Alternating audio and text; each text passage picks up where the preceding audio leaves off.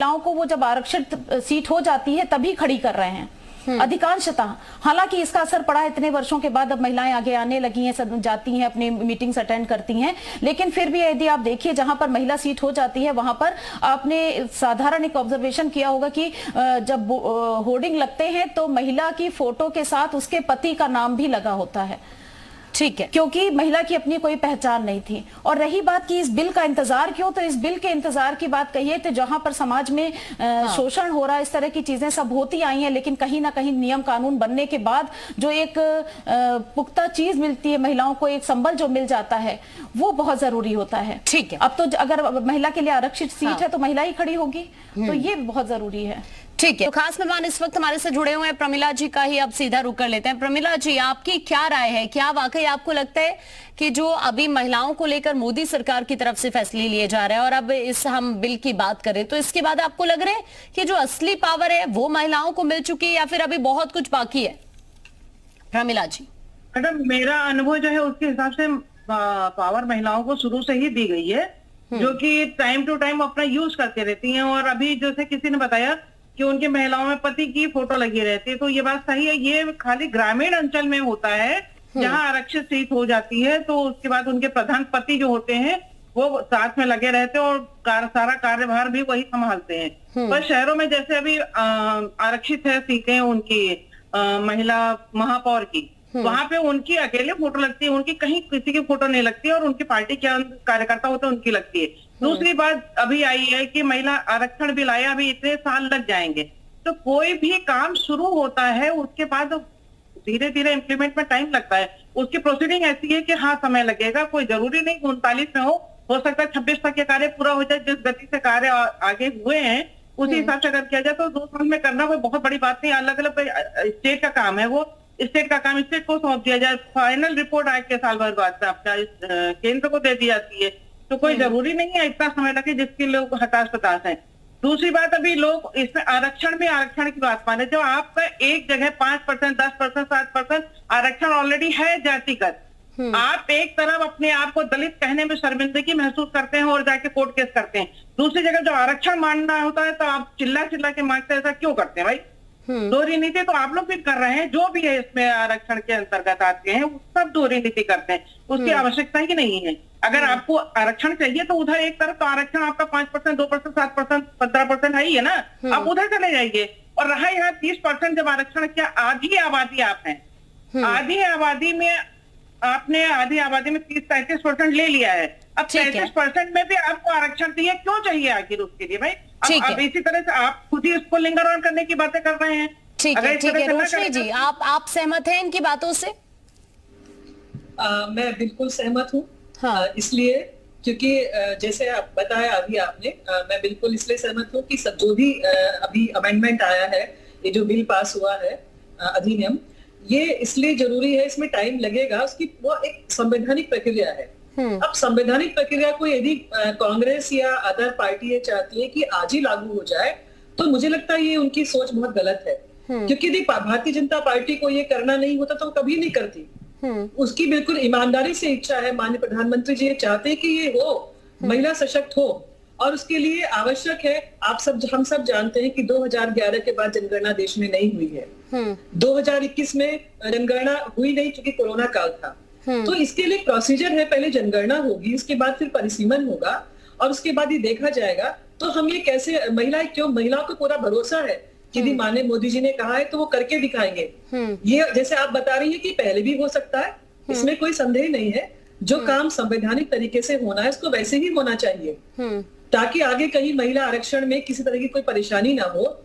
ठीक है, मुझे तो कई बार ऐसा भी लगा है, जी कांग्रेस हमारे साथ है। रोशनी जी, आप क्या कहेंगे? अभी रश्मि जी को भी आपने सुन लिया, इससे पहले प्रमिला जी भी इस बात का ही जिक्र कर रही हैं कि देखिए कोई भी चीज हो टाइम तो लगता है ना, फिर इसमें इतनी दिक्कत क्यों हो रही है कांग्रेस को?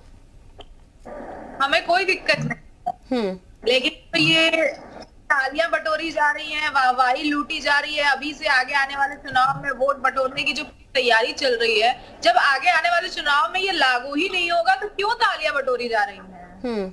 आगे आने वाले 5 साल 6 साल जब इसमें समय है, समय लेने के बाद जब आपका वाहवाही लूटने का समय आए तब आप महिला आरक्षण बिल की बात करिए कि पास कर दिया और ये लागू भी हो गया। लेकिन ठीक है, पास हो गया, हाँ, लेकिन इससे पहले कोशिश तो आप भी कर चुके हैं ना इस बिल के लिए। अगर अभी ये चीज हो चुकी है संसद के दोनों सदनों से, तो इसमें एज अ महिला अगर देखा जाए, क्योंकि सिर्फ बीजेपी की महिलाएं अगर हम देखें या फिर कार्यकर्ता हैं, सिर्फ वही खुशी का इजहार नहीं कर रही है, जो आम महिलाएं हैं उनसे भी जब हमने बातचीत करने की कोशिश की तो उन्होंने भी इस बात पर खुशी जाहिर की कि ये चीजें पहले हो जानी चाहिए थी, उसे एक्सेप्ट करने की जरूरत है रोशनी जी, है ना। थोड़ा सा उस पहलू पर भी आपको गौर करने की जरूरत है। नाई जी का भी रुख कर लेते हैं। नाई जी, क्या आप इस बात से सहमत नहीं है कि अगर कोई भी इस तरह की चीजें होती हैं या कोई भी इस तरह का फैसला लिया जाता है महिलाओं को लेकर, तो थोड़ा टाइम तो हर चीज में लगता है ना, फिर थोड़ा सा पेशेंस रखने की तो जरूरत है सभी को। और क्या आपको नहीं लगता कि मतलब इस तरह की चीजें अगर होंगी महिलाओं के लिए तो थोड़ा उनका मनोबल भी बढ़ पाएगा? आकांक्षा जी, सबसे पहले तो मैं आपसे निवेदन करूंगी कि मेरे नाम के नीचे जो है प्रवक्ता लिखें। मैं ऑफिशियल प्रवक्ता हूं समाजवादी पार्टी की। हो सकता है अन्य महिलाएं जो बैठी हैं वो ना हो प्रवक्ता किसी पार्टी की, लेकिन मैं हूं, तो आप इसको रेक्टिफाई कर लीजिए।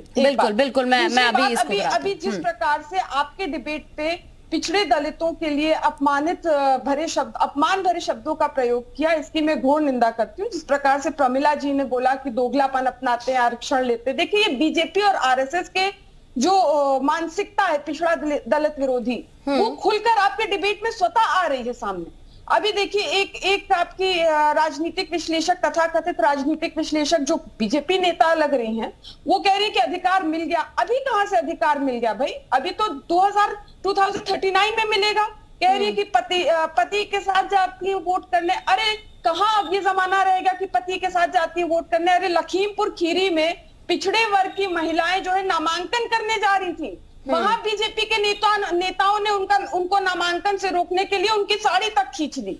अच्छा। तो आप ये समझे कि ये स्थिति है बीजेपी की। अच्छा, ये जो बिल लेकर आए हैं, तो अभी तो कुछ दिन पहले मॉनसून सेशन हुआ था तब ये बिल ले आते, या अभी कुछ दिन के बाद विंटर सेशन होने जा रहा है तब आप बिल ले आते। ये अभी इस टाइम पे क्यों बिल लाए? इसलिए इस वक्त लाए बिल क्योंकि 5 राज्यों में विधानसभा चुनाव है और बीजेपी को समझ में आ गया कि महिला इनसे बहुत ज्यादा आक्रोशित है और धरती खिसक चुकी है। जिस प्रकार में मणिपुर में जघन्य अपराध हुआ और आपने जो है वहां के सीएम को पदमुक्त नहीं करा ना। रश्मि जी एक बार फिर से, अक्सर ऐसी चीजें आपके साथ तो होती है कि आपकी टाइमिंग को लेकर जरूर सवाल उठा देती है अलग अलग पार्टी। सही बात मैं बात करती हूँ। आकांक्षा मुझे कुछ कहना है इस बारे में। नहीं, नाहिद जी आप ठीक है, एक छोटा सा रिएक्शन मैं उनसे ले लूं, फिर मैं वापस आपके पास लौट रही हूँ। नहीं, अच्छा ठीक है। अभी वो कह रही है कि बीजेपी नहीं, जो आप बातें रख रही हैं बीच बीच में उनको काउंटर करते रहेंगे तो आपको सारे सवालों का भी जवाब मिल पाएगा ना। जैसे अभी आपने टाइमिंग पर सवाल उठाया, उनसे कोई जवाब मुझे नहीं चाहिए। ठीक है, मैं बताना चाहूंगी ना, आप मेरी बात सुनेंगी तभी तो आपको समझ में आएगा। नहीं, आपको मेरी बात सुननी चाहिए। मैं आपकी बात, देखिए नाइट जी, सभी को मौका मिलना चाहिए, सभी को मौका मिलना चाहिए ना। आप मेरी बात को सुनेंगे तो ज्यादा अच्छा रहेगा। बीजेपी के नेता को मौका दिया बोलने के लिए, मुझे आपने दूसरे टाइम पे फौरन ही रोक दिया। नहीं, आप इतने, मैं आपके पास, मैं ठीक है रश्मि जी 1 मिनट, ठीक है, आप जल्दी से नाइट जी अपनी बात पूरी करिए। नाइट जी आप बात पूरी। पहली बात ये रखूंगी। ठीक है रश्मि जी मैं एक ही साथ आपसे सारे सवालों का जवाब लूंगी, आप अपनी बात रखिए। नाइट जी नहीं, देखिए चूंकि मणिपुर में जिस प्रकार से जघन्य अपराध हुआ और धरती खिसक चुकी और महिलाएं आक्रोशित है, जिस प्रकार से वहां के मुख्यमंत्री को निष्कासित नहीं किया, माननीय सुप्रीम कोर्ट को सख्त टिप्पणी करनी पड़ी, तो इसलिए घबरा कर थर्रा कर जो है मोदी सरकार जो है ये बिल लेकर आई। और दूसरी वजह से जिससे आप बिल लेकर आए केंद्र सरकार, क्योंकि इंडिया जो गठबंधन बना है, महागठबंधन, उससे थर्रा घबरा कर ये बिल लेकर आए। लेकिन ये आधा अधूरा बिल है। माननीय डिम्पल यादव की जो सांसद है समाजवादी पार्टी ने, उन्होंने जो लोकसभा में मास्टर स्ट्रोक चला और उन्होंने कहा कि पिछड़े, दलित, आदिवासी और अल्पसंख्यक महिलाओं को, हर वर्ग की महिलाओं को इसमें भागीदारी मिले। जब आप प्रतिनिधित्व की बात करते हैं महिलाओं की, तो आवश्यक है कि हर वर्ग की महिलाओं को का प्रतिनिधित्व हो, भागीदारी हो, तभी देश का विकास हो सकता है, तभी आप सबका साथ और सबका विकास कर सकते हैं। लेकिन बीजेपी से आप ये उम्मीद नहीं कर सकते, क्योंकि बीजेपी तो केवल पूंजीपतियों का साथ और पूंजीपतियों का विकास करती है। इनको महिलाओं से कोई मतलब नहीं। अगर महिलाओं से मतलब होता तो ये बिल ये 2014 में ले आते। 2014 में क्यों नहीं लेकर आई ये बिल? जातिगत जनगणना समाजवादी पार्टी सहित पूरे इंडिया गठबंधन की मांग है कि जातिगत जनगणना हो जाए, ताकि जिसकी जितनी संख्या भारी उसकी उतनी भागीदारी हो जाए हर क्षेत्र में, प्रधान से लेकर प्रधानमंत्री तक, परचून की दुकान से लेकर बिरला की फैक्ट्री तक, और छोटे अखबार से लेकर बड़े मीडिया हाउसेस तक, इलेक्ट्रॉनिक मीडिया तक, हर जगह जिसकी जितनी हिस्सेदारी उसकी उतनी भागीदारी हो जाए, जिसकी जितनी संख्या भारी। लेकिन बीजेपी कराएगी नहीं जब जातिगत जनगणना, क्योंकि बीजेपी ने सुप्रीम कोर्ट में हलफनामा देकर स्पष्ट कहा है कि हम जातिगत जनगणना नहीं कराएंगे। बिहार में जातिगत जनगणना बिहार की सरकार करा रही थी, तो यही बीजेपी वाले सुप्रीम कोर्ट को अप्रोच किए और बिहार